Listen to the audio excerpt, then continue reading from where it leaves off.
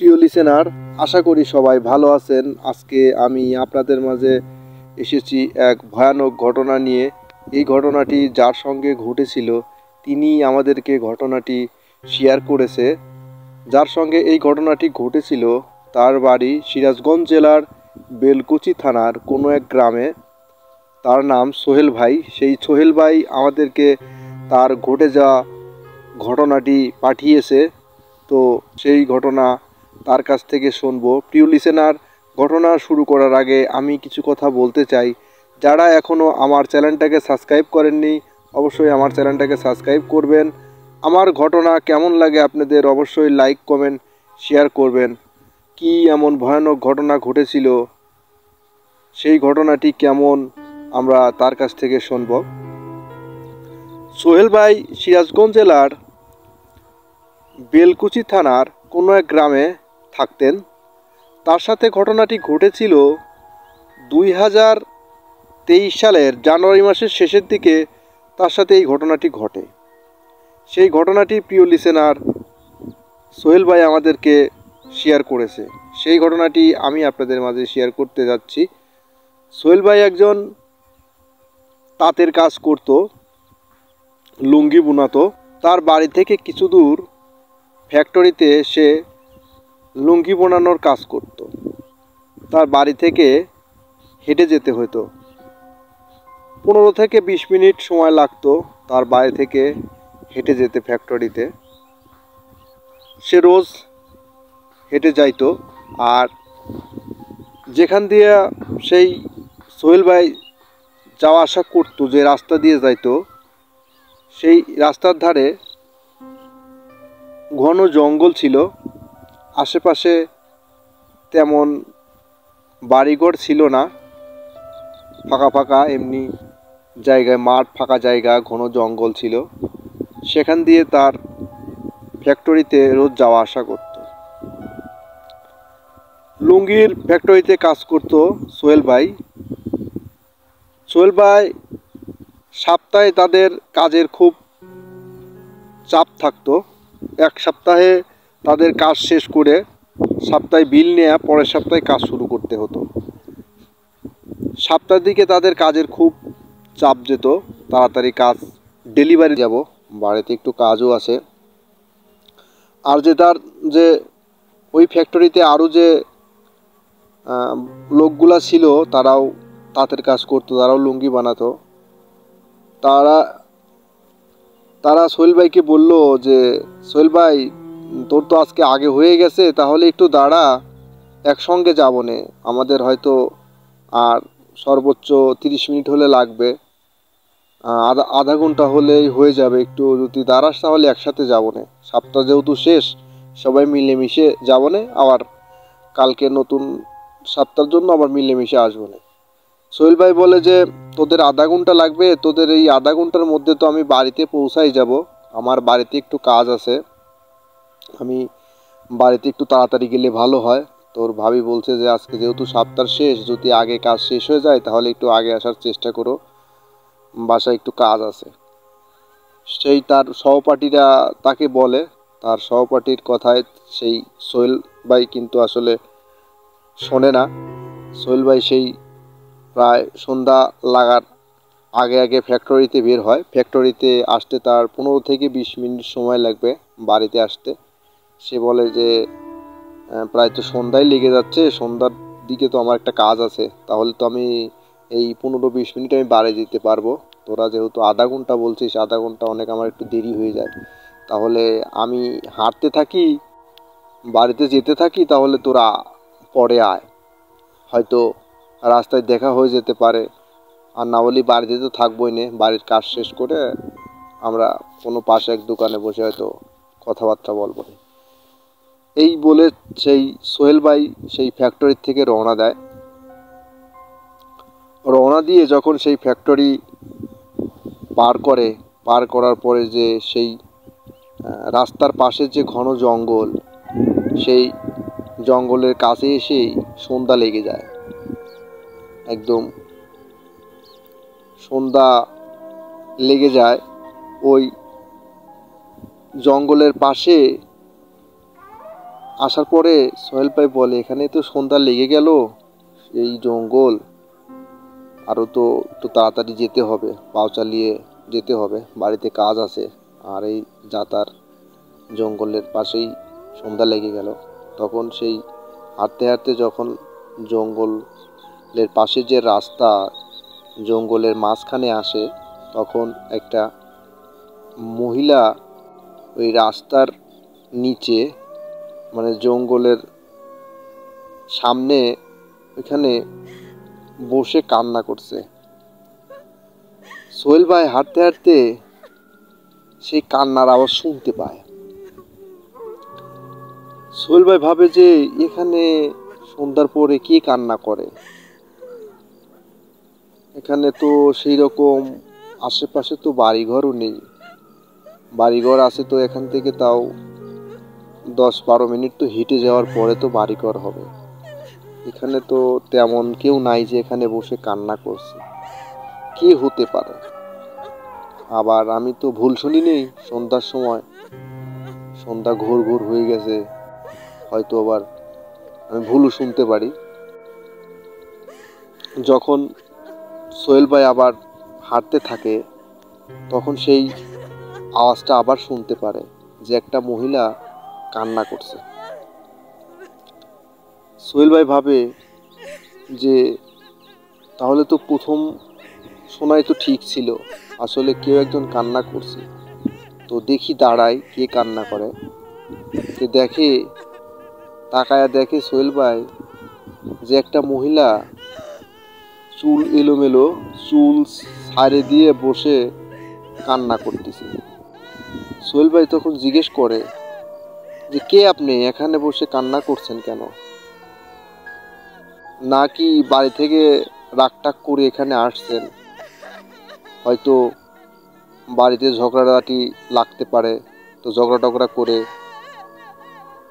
হয়তো এখানে এসে বসে কান্না করছেন, কি হয়েছে, কে আপনি, আর কোথা থেকে আসছেন, এখানে বসে কান্না করতেছেন এই জঙ্গলের পাশে সন্ধ্যার সময়? এই জঙ্গলে তো কোনো ভয়ানক কিছু থাকতে পারে। সোহেল ভাই কিন্তু আসলে সেই মহিলাটার সামনের দিকটা দেখতে পারে নাই, সে যে বসে চুল ছাইড়ে দিয়ে বসে কান্না করতেছে, শুধু সোহেল ভাই কিন্তু সেটাই দেখছে। সোহেল ভাই সেটা দেখার পরেই তাকে জিজ্ঞাসা করছে যে কে আপনি, কোথা থেকে আসলেন, এই সকল তাকে জিজ্ঞাসা করতেছে। তো সেই মহিলাটি কিন্তু কোনো উত্তর দিচ্ছে না, মহিলাটি কান্নাই করছে। সোহেল ভাই যখন আবার জিজ্ঞেস করছে,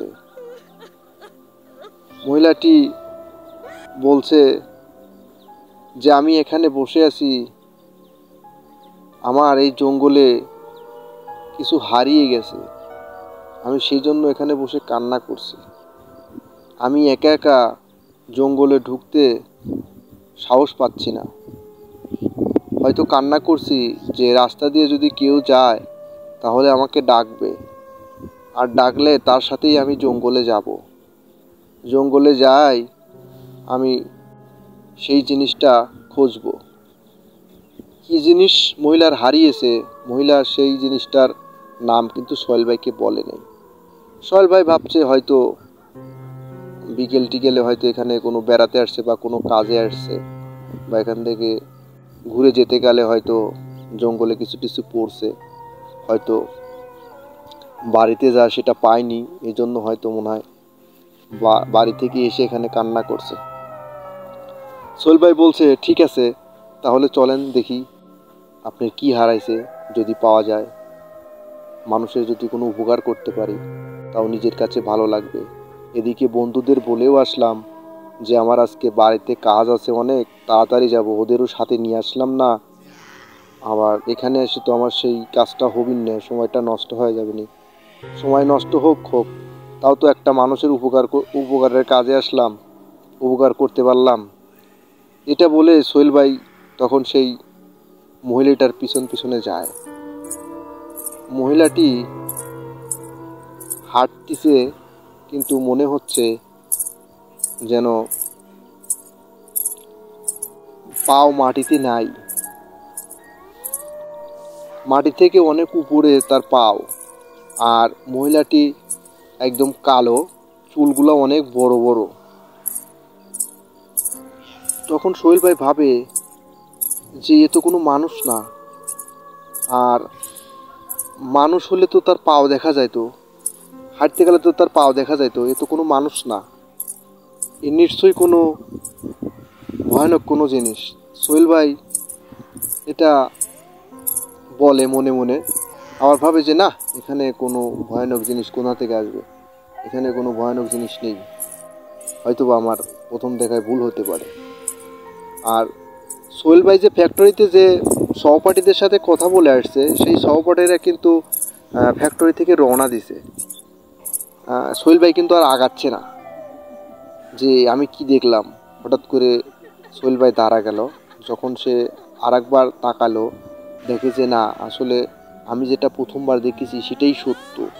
কারণ সেই মহিলাটির পাও নেই, পাও নেই, একদম কালো, চুলগুলো আরও বড় বড়।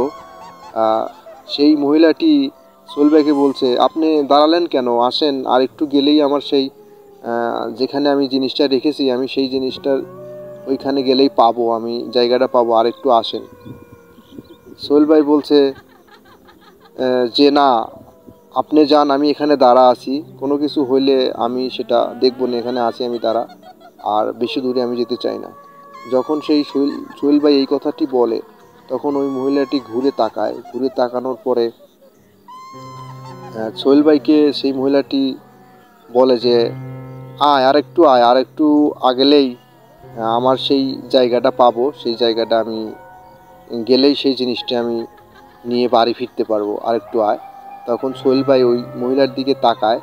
তাকানোর পরে দেখে যে তার চোখ একদম হারিকেনের মতন জ্বলছে, মানে হারিকেনের আগুন সেরকম জ্বলছে। আর চুলগুলো অনেক বড় বড়, কালো কুচকুচে, একদম শূন্যের উপর বসে আছে, মাটিতে কোনো পাও নাই, একদম শূন্যের উপর মনে হচ্ছে বসে আছে, বসে বসে আমার সাথে কথা বলছে। আর দাঁতগুলো অনেক বড় বড়, চোখ দিয়ে যেন একদম হারিকেনের মতন আলো জ্বলছে। তখন সোহেল ভাই তো তার শরীর ভার হয়ে যায়। সে বোঝে যে এটা তো আসলে কোনো মানুষ না, মানুষরূপী আমাকে কোনো প্রেতাত্মা, কোনো ভয়ানক জিনিস আমাকে আক্রমণ করেছে, সেই ভয়ানকের কবলে আমি পড়ে গেছি। সোহেল ভাই তখন ওখানে দাঁড়ায়। দাঁড়ানোর পরে তখন সে আর কিন্তু তার শরীরে কোনো কিছু আর কাজ করে না, সমস্ত শরীর ভার হয়ে যায়। তখন সেই মহিলাটি তাকে ডাকে যে আসেন, আর একটু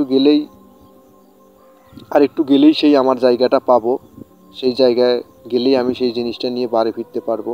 সেই মহিলাটি কিন্তু তাকে শুধু সেই একই কথাই বলছে। আসলে সেই মহিলাটি কিন্তু কোনো মহিলা না, এটা হচ্ছে কোনো এক ভয়ানক, যা সোহেল ভাইয়ের পিছনে আজকে লেগেছে।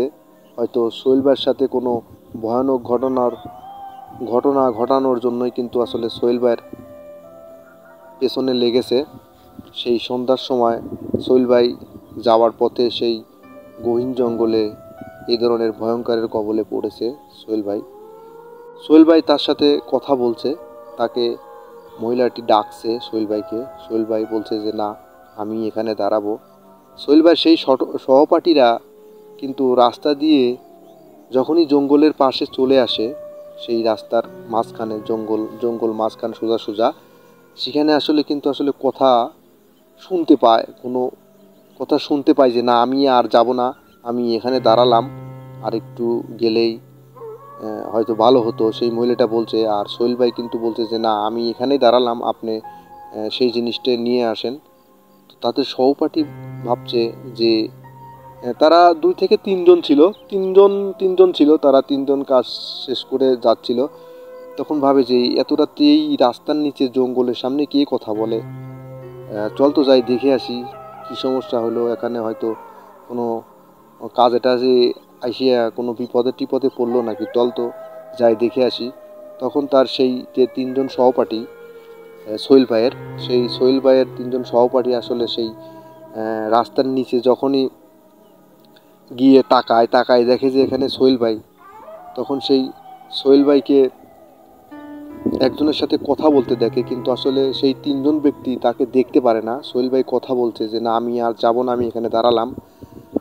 সেই সোহেল ভাই ওইখানে দাঁড়া কথা বলতেছে, তার সহপাঠী কিন্তু সেটা দেখার পরে করে সোহেল ভাই এখানে কেন? আপনি না বললেন যে আমার বাড়িতে কাজ আছে, আগে যাব, আমাদের সাথে আসলেন না, আগেই তো বেরিয়ে আসলেন। বললেন যে আমার বাড়িতে কাজ আছে, আপনি তো আমাদের কথা শুনলেন না। তখন সোহেল ভাই আর কোনো কথা বলতে পারে না। সোহেল ভাই ছপাস করে মাটিতে পড়ে যায়। পড়ে যাওয়ার পরে সেই ভয়ানক মহিলাটি কিন্তু চলে যায় ওখান থেকে। চলে যাওয়ার পরে সেই তার সহপাঠী সোহেল ভাইকে নিয়ে আসে বাড়িতে নিয়ে আসার পরে সেই সোহেল ভাই জ্ঞান ফেরার পরে তার সাথে যে সমস্ত কিছু ঘটেছে সেই সব কিছু তাদের সহপাঠীদের কাছে সব কিছু শেয়ার করে যে আমার সঙ্গে এই সকল ঘটনা ঘটেছে, এই ধরনের ঘটনা ঘটেছে। আমি ফ্যাক্টরিতে আসার পথেই যখনই জঙ্গলের কাছাকাছি চলে এসেছি, তখনই সন্ধ্যা লেগে গেছে, তখনই আমার সাথে এই ধরনের আচরণগুলো হয়েছে। তখন তার সহপাঠীরা বলে যে আজকে যদি আমরা না থাকতাম তাহলে তো তুই পানে বাঁচতি না। তুই তো ভালো করেই জানিস যে এই জঙ্গলটা অনেক ভয়ানক, আর এই জঙ্গলে কিছুদিন আগে যে একটা মহিলা গলায় ফাঁসি নিয়ে মারা গেল, তুই তো জানিস সেটা। তুই জানার পরেও তুই কেন একজন ওখানে বসে কান্না করতেছে তুই তা দেখতে গেলি? তোর উচিত ছিল ওখান থেকে দৌড়ে পালানো, আর না হলে পরে আবার ফ্যাক্টরির দিকে ফিরে যেতি, হয়তো আমাদের পাতি রাস্তায় পাতি বা ফ্যাক্টরিতেই পাতি। তুই কেন একলা একলা সেই একজন বসে কান্না করতেছে তার কাছে গেলি এবং জানতে চাইলি যে এখানে কেন? এটা তো তুই ঠিক করিস নি, এটা তো তুই ভুল করেছিস। আজকে তুই যে ভুল করেছিলিস সেই ভুলের জন্য তো তুই আজকে পানে বাঁচতি না, তুই তো মারাও যেতে পারতি। তোর কপাল ভালো যে আমরা রাস্তা থেকে তোর কথা শুনতে পারছিলাম। সেই মহিলাটি যদি তোকে ওখানেই মেরে ফেলতো তাহলে তো তোকে আমরা ভোরবেলায় মরাতা পাইতাম। হয়তো সেই ভয়ঙ্কর রূপধারী মহিলাটি হয়তো তাকে তার যেখানে থাকতো সেখানে ডেকে নিতে চেয়েছিল, কিন্তু হয়তো তোর সেই দাঁড়ানোর জন্য সে নিতে পারে নাই। হয়তো তার আস্থানায় বা তার জায়গায় তোকে নিয়ে গেলে তোকে শেষ করে ফেলাতো। হয়তো সে রাস্তার উপরে তোকে কিছু বলেনি। তো যাই হোক, তুই কিন্তু প্রাণে বেঁচে গেছিস। তোকে কিন্তু আসলে কবিরাজ দেখাতে হবে। তুই তো প্রচণ্ড ভয়ও পেয়েছিস। যখনই তোকে আমি ডাকলাম তুই তো তখন আর কোনো উত্তর দিলি না, তুই তো অজ্ঞান হয়ে মাটিতে পড়ে গেলি। তখন সেই কবিরাজ আসে কিন্তু সেই সোহেল ভাইকে চিকিৎসা করে। সোহেল ভাইয়ের সাথে কী ঘটনা ঘটেছে সমস্ত কথা সেই কবিরাজকে শেয়ার করে। কবিরাজ বলে যে ওই জঙ্গলে যে মহিলাটি আসলে গলায় দড়ি দিয়ে মারা গেছে, সেই তার আত্মাই জঙ্গলের চারিপাশে ঘুরে বেড়ায়।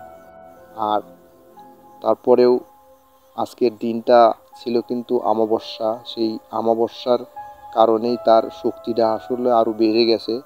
সেই শক্তির দ্বারাই সেই সন্ধ্যার সময় সেই সোহেল ভাই আসার পথে সোহেল ভাইকেই সেই আত্মাটি আসলে তাকে মেরে ফেলতে চেয়েছিল, কিন্তু কপাল গুণে সোহেল ভাই বেঁচে গেছে। তো যাই হোক, সাবধানে থাকবেন, সাবধানে চলাফেরা করবেন। আর ফ্যাক্টরিতে যাওয়ার সময় কখনো একা একা যাবেন না। বাড়িতে যদি কোনো কাজও থাকে তাও কোনো ফ্যাক্টরিতে সহপাঠীর সাথে আসার চেষ্টা করবেন, এতে আপনার ভালো হবে। কারণ এই জঙ্গলটি ভালো না। এখানে সেই মহিলাটির যে গাছের ডালে ফাঁসি নিয়ে মারা গেছিল, আসলে তার আত্মাটি এখানে ঘুরে বেড়ায়। হয়তো কাউকে ধরার জন্য বা কারোর সাথে খারাপ কিছু করার জন্য কিন্তু সেই আত্মাটি ঘুরে বেড়ায়। আপনি এখানে পড়ে গেছিলেন, কপাল গুণে বেঁচে গেছেন। আপনার সহপাঠীরা যদি না আসতো আজকে ওই সময়ে, তাহলে আপনি আর পানে বাঁচতেন না, আপনি মারা যেতেন। কবিরাজ সমস্ত কথা বলার পরে তাকে একটা তাবিজ দিয়ে যায়। তাবিজ দেওয়ার পরে সোহেল ভাই ভালো আছে, সুস্থ আছে।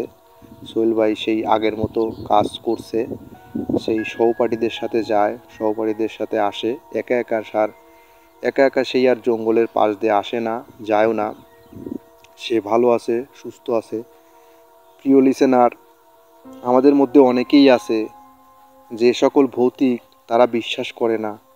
অমাবস্যা রাতে বা ভৌতিক বিষয় চলার পথে এ ধরনের ঘটনা ঘটে থাকে। আসলে যার সঙ্গে হয় সেই একমাত্র বুঝতে পারে, সেই একমাত্র বলতে পারে। তো আপনাদের এই ঘটনাটি যদি ভালো লাগে, ভয়ঙ্কর লেগে থাকে, তাহলে অবশ্যই চ্যানেলটাকে সাবস্ক্রাইব করবেন এবং ঘটনাটিকে একটি লাইক কমেন্ট শেয়ার করবেন। আপনাদের ঘটনাটি ভালো লাগা না লাগা আপনাদের একান্ত বিষয়। তো যাই হোক প্রিয় লিসেনার, আজকের মতো আমি এখান থেকে বিদায় নিচ্ছি। আগামী দিনে আগামী কোনো জীবনের বাস্তব ঘটনা নিয়ে আমি আপনাদের মাঝে হাজির হব। ভালো থাকুন, সুস্থ থাকুন। ধন্যবাদ।